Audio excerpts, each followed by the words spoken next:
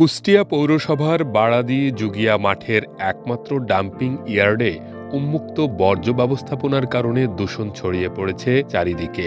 আশেপাশের পানি ও বায়ু দূষণের ফলে উৎকট দুর্গন্ধে চরম বিপাকে পড়েছেন স্থানীয়রা। ডাম্পিং ইয়ার্ডের আশপাশের সড়ক দিয়ে চলাচলকারী পথচারীরাও হচ্ছেন দূষণের শিকার। ছড়িয়ে পড়ছে নানাবিধ রোগবালাই। এমনকি ময়লা আবর্জনা ছড়িয়ে আশপাশের কৃষিজমির উর্বরতাও নষ্ট হচ্ছে বলে অভিযোগ স্থানীয় চাষিদের। দুর্বিষহ স্বাস্থ্যহানিকর পরিবেশ থেকে এলাকাবাসীর সুরক্ষায় অন্তত বাউন্ডারি ওয়াল দেওয়ার দাবি ভুক্তভোগীদের। অপরিষ্কার, অপরিচ্ছন্ন, অব্যবস্থাপনা, পৌরসভার কোনো ঠিক মতো তো কাজ করে না। এদের ভিতরে বর্জ্য যে নিয়মে রাখার দরকার সেভাবে রাখে না। তারা যত যেখানে সেখানে রাস্তার উপর ফেলে রাখে। লোক চলাচলের সমস্যা, দুর্গন্ধ, আবার আগুন জ্বালায় দিনের বেলা, ধুমাতে আশেপাশে অন্ধকার হয়ে যায়। আশেপাশে যে আবাসিক এলাকাগুলো আছে তাদের তো মানুষজনের সমস্যা হয়। এই জিনিসটা তারা দেখে না। তাই রাস্তার পাশে তারা ব্যারিকেড দিক বা পাঁচিল তুলে দিক, পাঁচিল দিলে পরে ভিতরে তারা ডাম্পিং করবে। ময়লা ডাম্পিংটা ভিতরে করবে, বাইরে তাহলে পরিষ্কার থাকবে। নোংরাতে পরিবেশে খুব নষ্ট করছে। আমরা ভাত পানি খাইতে পারি না।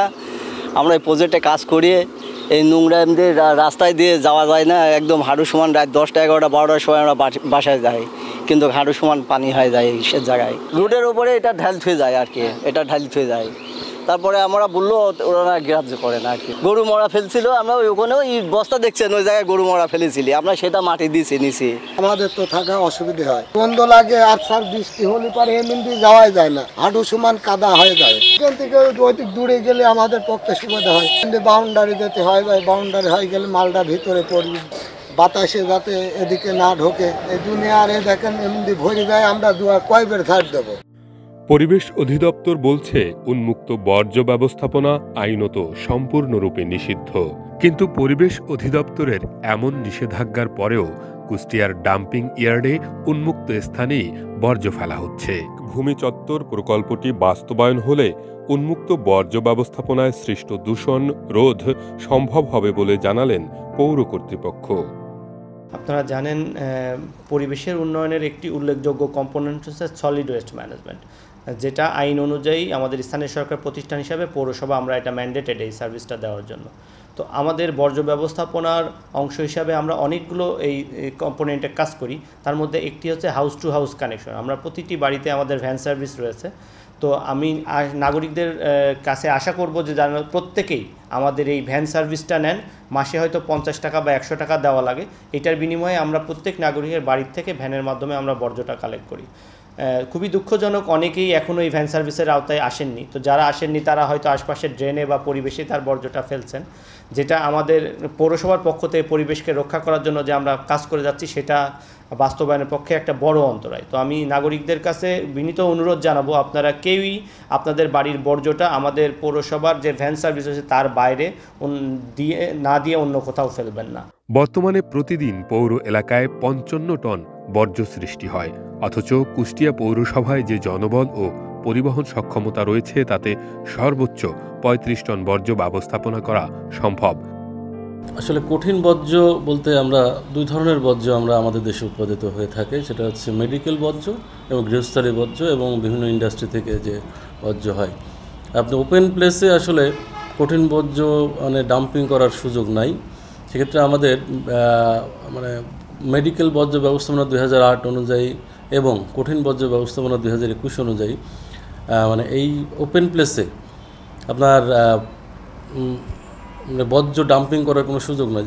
যেখানে সিটি কর্পোরেশন এলাকা, সিটি কর্পোরেশনের দায়িত্ব যে এই আবর্জনাগুলো বা বর্জ্যগুলো তারা নির্দিষ্টভাবে সংরক্ষণ করে ডাম্পিং করবে, একদম যে জায়গাটা ডাম্পিং করার জন্য একদম অনুমোদিত সেখানে ডাম্পিং করবে অথবা এটা ট্রিটমেন্ট করবে।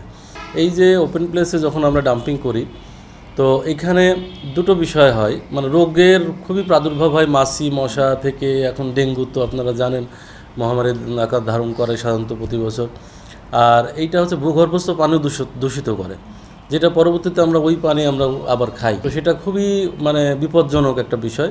তো আমরা যেটা জনগণকে বলতে চাই যে এই কঠিন বর্জ্য আপনারা বিধিমালা 2008 মেডিকেল বর্জ্য বিধিমালা 2008 অনুযায়ী কিংবা কঠিন বর্জ্য বিধিমালা 2021 অনুযায়ী যদি আপনারা ব্যবস্থাপনা না করেন, তার আপনারা পচনশীলটা একটা ড্রামে এবং অপচনশীল আরেকটা ড্রামে করে আমরা যদি সিটি কর্পোরেশন বা পৌরসভাতে দিই, তাহলে কিন্তু আমরা এই দূষণ থেকে মুক্তি পাবো এবং শুধু এই দূষণ থেকে মুক্তি পাবো, নিজেরাই সুস্থ থাকবো।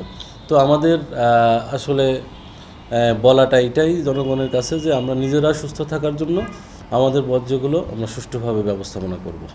যুক্তরাষ্ট্রের 1 নম্বর জিম চেইন গোল্ডস জিম এখন আবারও বাংলাদেশে। বসুন্ধরা আবাসিক এলাকা ও বসুন্ধরা সিটি শপিং মলে।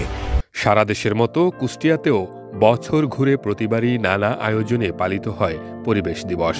আক্ষরিক অর্থে পরিবেশ দিবস পালিত হলেও বাস্তবে এর চিত্র ঠিক উল্টো।